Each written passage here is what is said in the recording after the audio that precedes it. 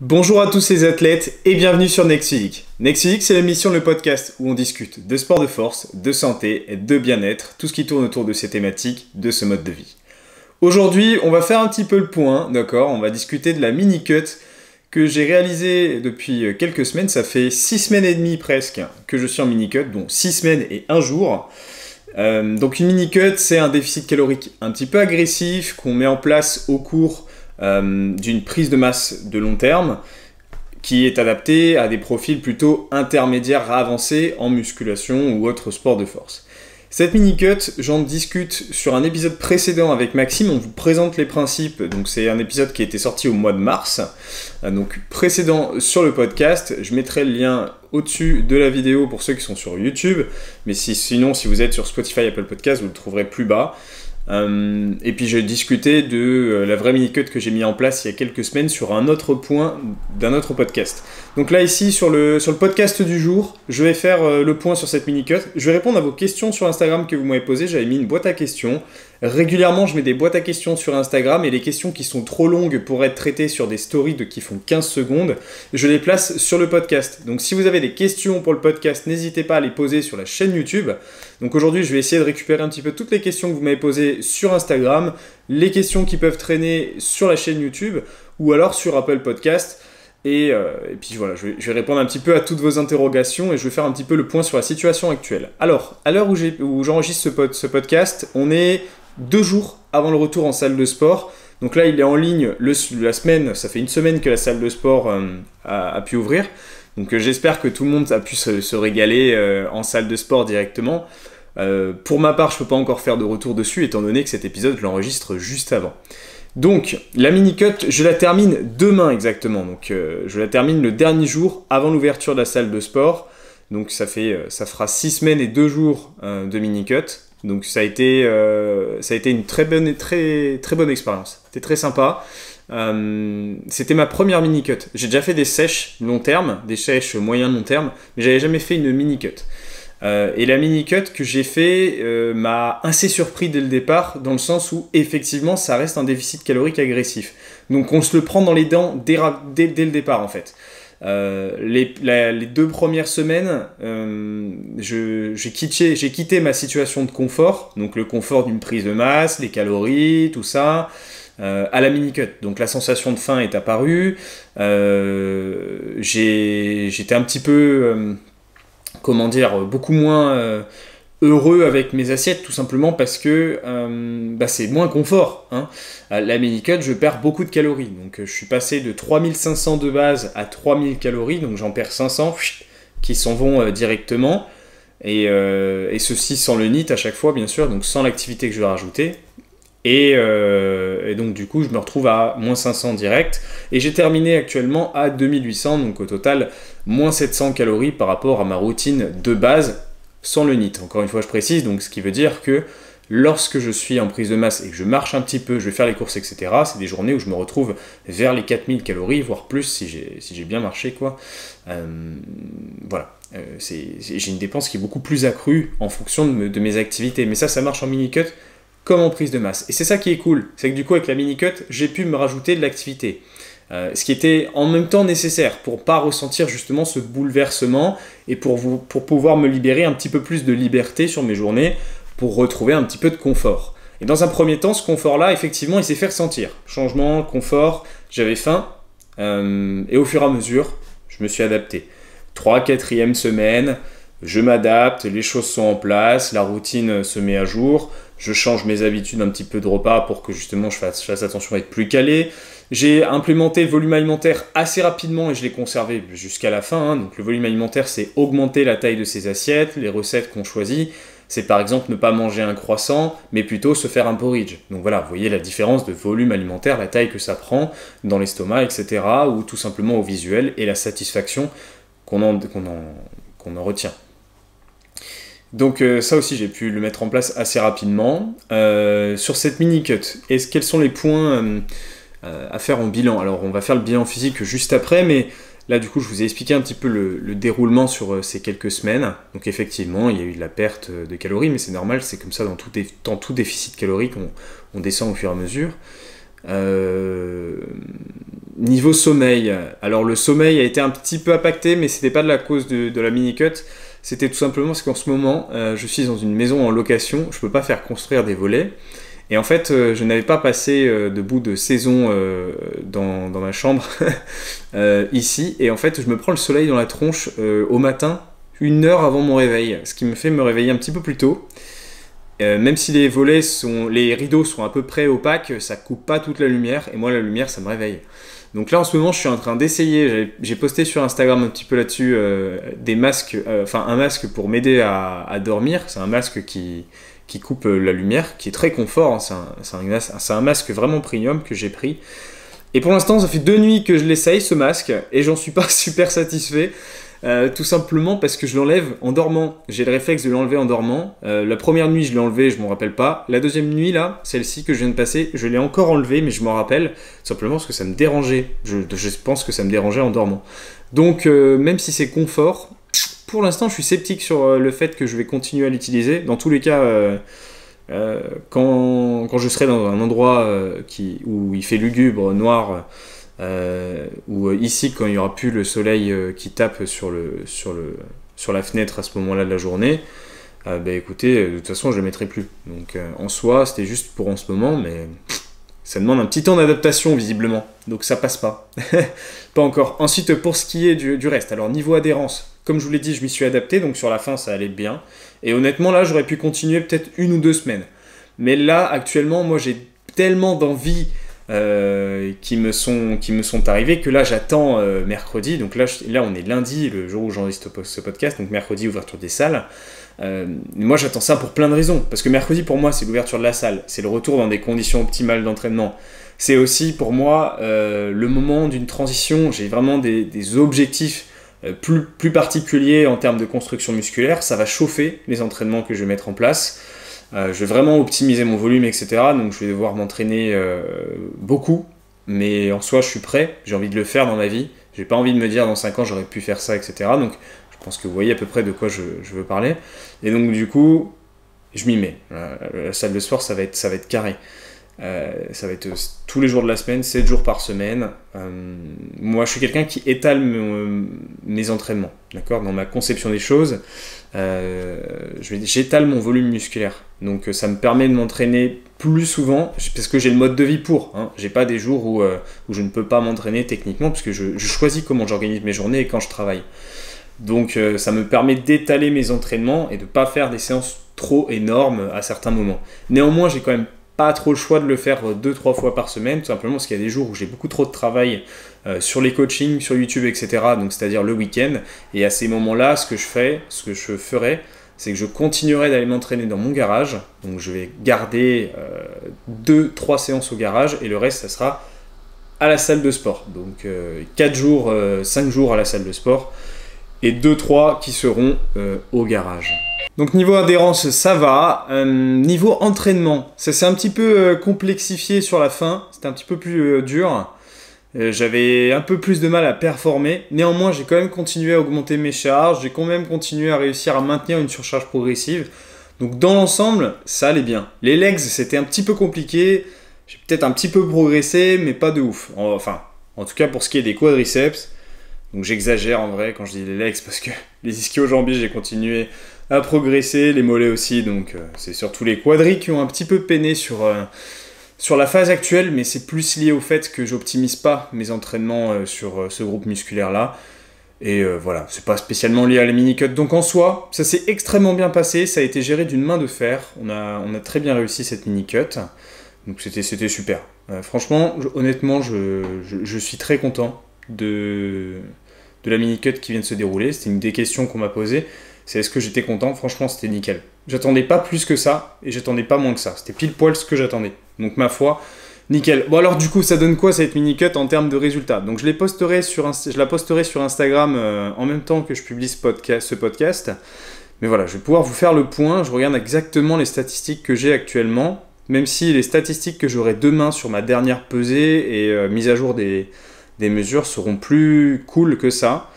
Mais en soi, je peux déjà à peu près savoir et vous dire. Donc, je démarre cette mini-cut à 89 kg et je la termine en moyenne à 87 3. Donc j'ai perdu 1,7 kg quasiment. Donc c'est pas mal, 1,7 kg, 6 semaines.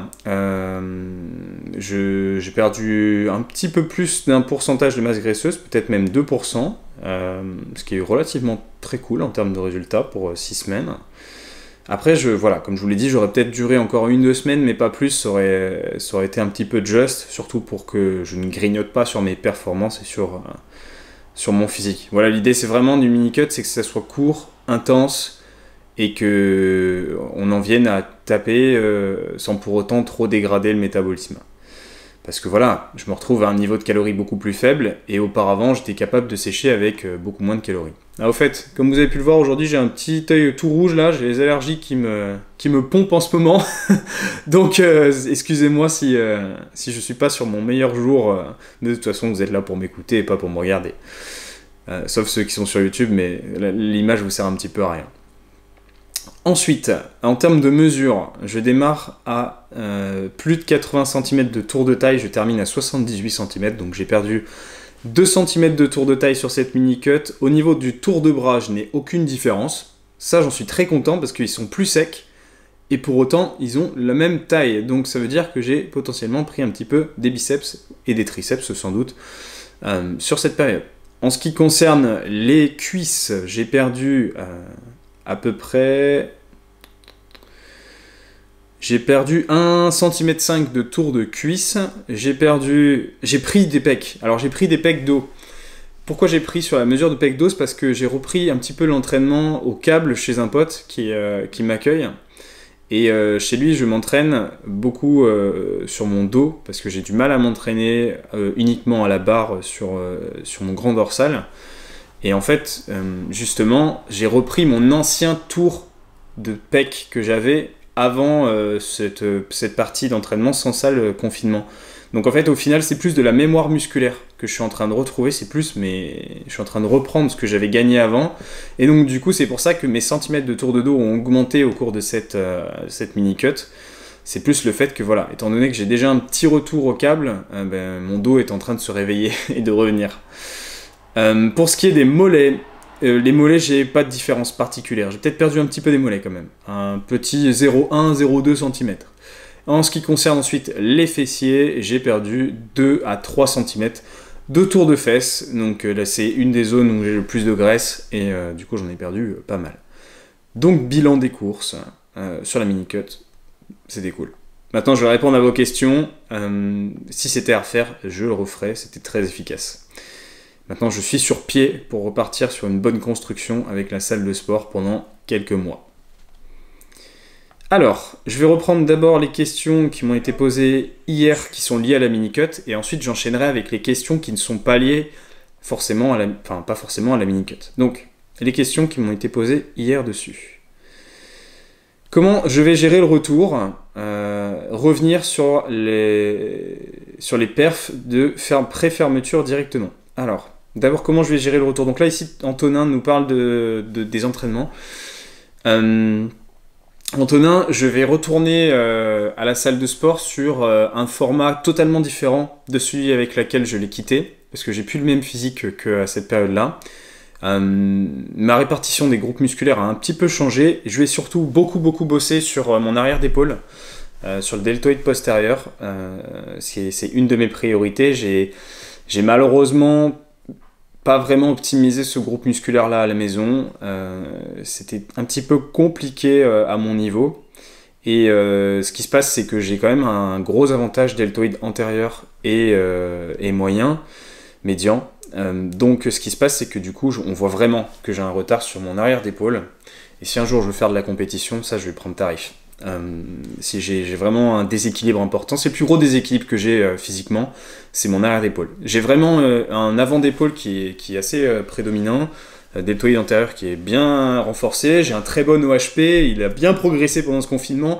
Par contre, du coup, j'ai grignoté de l'avantage sur ce groupe musculaire là, donc sur ces groupes là, donc j'ai vraiment progressé sur mon développé militaire OHP à la barre. Par contre, du coup, étant donné que j'ai peu bossé mon arrière d'épaule, j'ai un sacré déséquilibre, donc ça c'est vraiment une des priorités, un des exemples sur lesquels du coup ça change ma répartition à la salle. Donc effectivement, quand je retourne à la salle, il y a tout qui change. J'ai des exercices qui sont là, qui étaient encore là pendant le confinement et qui seront toujours là, comme le squat, tu vois. Le front squat, je vais le garder. Je l'ai adopté pendant le confinement et je vais le conserver. Mais dans l'ensemble, c'est pas du tout la même répartition. Il y a un gros bouleversement de la programmation. Et comme je l'ai dit juste avant sur le podcast, ça va taper sévère pour que je construise un max de muscles en relation à mon niveau. Et à mon niveau, il faut quand même un volume d'entraînement assez important. Et soit je fais des séances de 2 heures, soit je reviens plus souvent dans la semaine, je répartis bien, je récupère mieux et je suis plus efficace. Je choisis ce format-là. Donc voilà, ça change à ce niveau-là. Camille, bilan de la mini-cut. Camille, du coup, je t'ai répondu. Nimsh, NLMsh. Ok, je sais pas ton prénom. Pourquoi faire une mini-cut? Pour repartir directement en prise de masse après. Ah, ça, c'est des questions qui peuvent être posées par des personnes qui sont un petit peu en dehors de ce mode de vie, qui connaissent pas trop. Mais en fait, c'est un cycle. Tu fais des prises de masse, tu fais des sèches, tu fais des prises de masse, tu fais des sèches. Tu optimises une prise de muscle sur une prise de masse. Tu progresses beaucoup mieux sur ce format-là avec un surplus d'énergie que tu vas utiliser pour construire du muscle. Et ensuite, sur une sèche, tu continues un petit peu de progresser si tu t'entraînes bien, mais tu progresses beaucoup moins, évidemment. Et l'idée, du coup, après, c'est de redescendre ton taux de masse graisseuse pour à nouveau pouvoir repartir sur une prise de masse. Il faut voir les choses comme ça. Le temps, c'est des gains. Et plus tu vas passer de temps sur une prise de masse, plus tu vas gagner au fur et à mesure des années. D'accord? C'est un sport de long terme. Donc, il faut le voir les choses comme ça sur une forme cyclique, mais l'idée c'est de passer le plus de temps possible sur une prise de masse, et pas seulement 2-3 mois, parce que au final tu gâcheras un petit peu les gains que tu auras fait sur la durée, d'accord? C'est un peu comme t'essayes d'améliorer ton taux de rentabilité en fait. T'essayes d'améliorer ta rentabilité que tu vas obtenir au fur et à mesure du temps sur ta prise de muscle. Et donc du coup, cette mini-cut, alors pourquoi repartir sur une prise de masse derrière? C'est parce que c'est le principe de la mini-cut. La mini-cut, c'est une pause au cours d'une prise de masse. C'est pas une sèche classique. Elona, qui nous demande un hors-sujet. Ok, bah écoute Elona, je suis désolé, ça sera sur un autre truc. Crust Now, je connais, c'est mon petit coaching. Crust Now qui nous dit, satisfait de ta mini-cut? Oui, je suis satisfait mon garçon, je suis très satisfait. Adrien qui demande pourquoi les mini-cuts ne sont efficaces que pour les niveaux intermédiaires. J'aime beaucoup cette question, Adrien.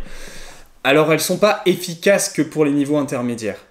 Le principe de la mini-cut, c'est un déficit agressif. Néanmoins, un déficit agressif, ça peut aussi s'appliquer dans le cadre d'une personne qui n'est pas de niveau intermédiaire. Mais dans ce cas-là, c'est pas une mini-cut, c'est juste une sèche. Pour quelqu'un qui est débutant, une mini-cut, ça peut être intéressant. Pourquoi? Cas d'obésité, cas de surpoids. Mais en soi, c'est pas une mini-cut, c'est une sèche, c'est un déficit calorique. Une mini-cut, je répète, sur le fonctionnement, c'est une pause au cours d'une prise de masse.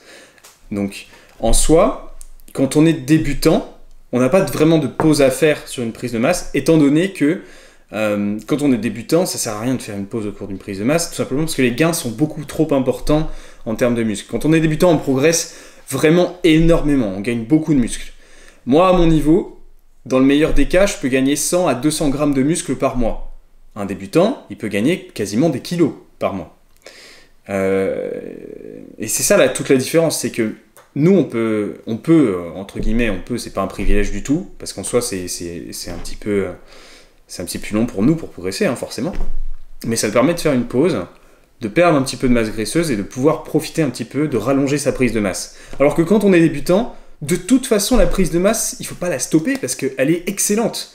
Elle est excellente, elle doit très bien fonctionner. Si vous faites une prise de masse et que vous êtes débutant et que ça ne fonctionne pas très bien, il faut vraiment revoir les choses dans votre programmation pour que ça soit le cas. Mais quand on est débutant, on doit gagner vraiment beaucoup de muscles. Des grammes, 1 kilo par mois, vraiment, ça doit exploser. Les centimètres de taille, les centimètres de pec, les centimètres de bras, ce que vous voulez faire progresser, ça doit éclater, ça doit vraiment augmenter.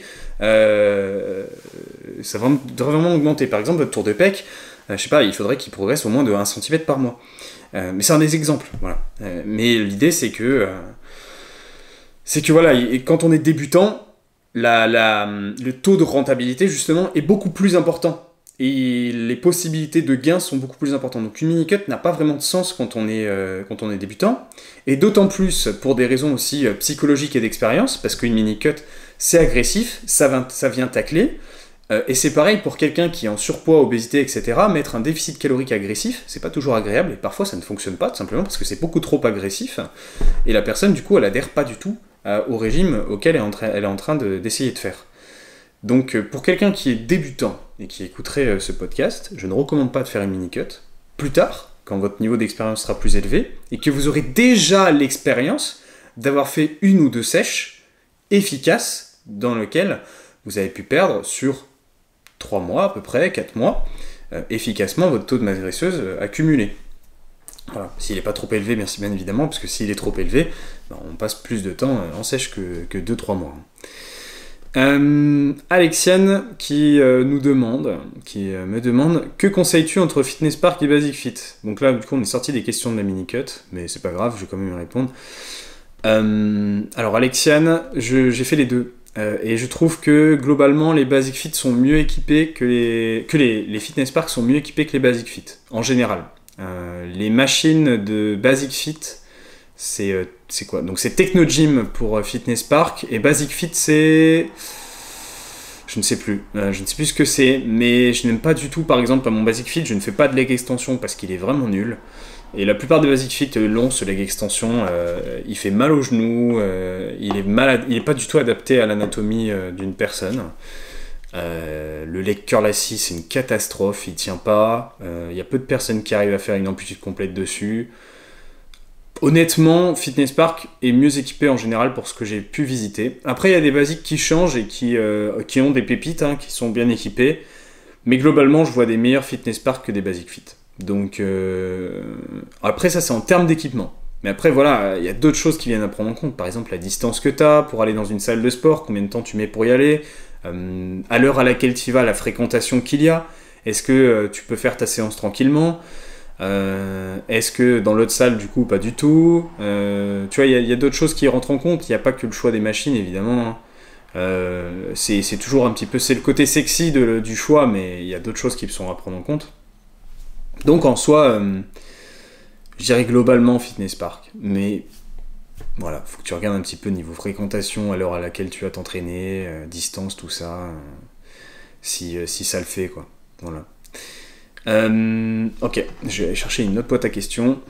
J'ai Elona qui demandait sur 2 séances jambes dans la semaine, faut-il faire varier les séries d'un même exercice? Exemple, 3 séries, 5 séries. Pas forcément. C'est à toi de voir selon la répartition de ton volume global sur la semaine, donc ton volume de séries total, comment tu vas le répartir sur tes séances. Tu peux très bien faire 3 séries, tu peux très bien faire 5 séries. Voilà, tu n'es pas obligé de faire varier, tu peux bien faire 4-4, il n'y a pas de problème. C'est pas très pertinent en soi de poser cette question. La vraie question, c'est surtout comment tu répartis ton volume sur la semaine. J'ai une question que je trouvais extrêmement intéressante de Messésim, mais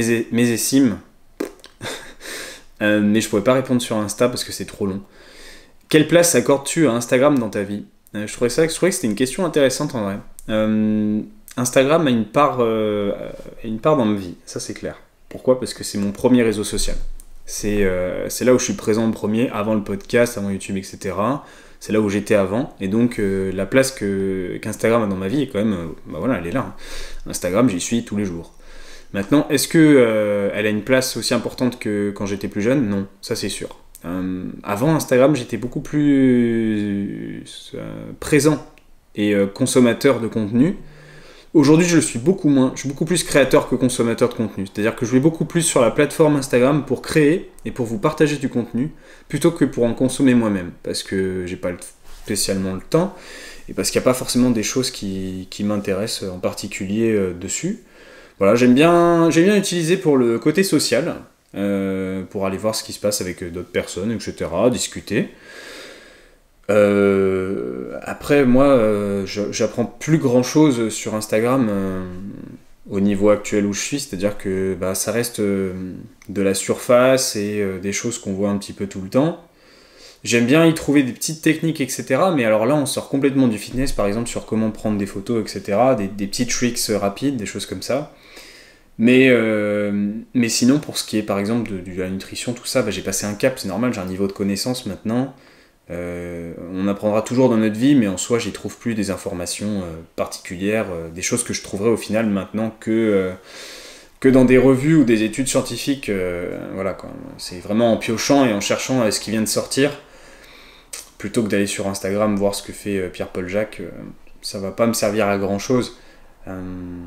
Voilà, c'est un autre monde. Voilà, je suis de l'autre côté de la phase d'Instagram. Je suis pas du côté consommateur, mais je suis plutôt du côté du comté, 6 mois affiné, du côté création en fait. C'est ça. Je passe beaucoup plus de temps sur le côté création, mais j'y passe beaucoup moins de temps consommateur. En tout cas, beaucoup moins de temps que quand j'étais plus jeune. Ok. Il y a Romain qui posait une question sur la viande, est-ce qu'on la pèse crue ou cuite?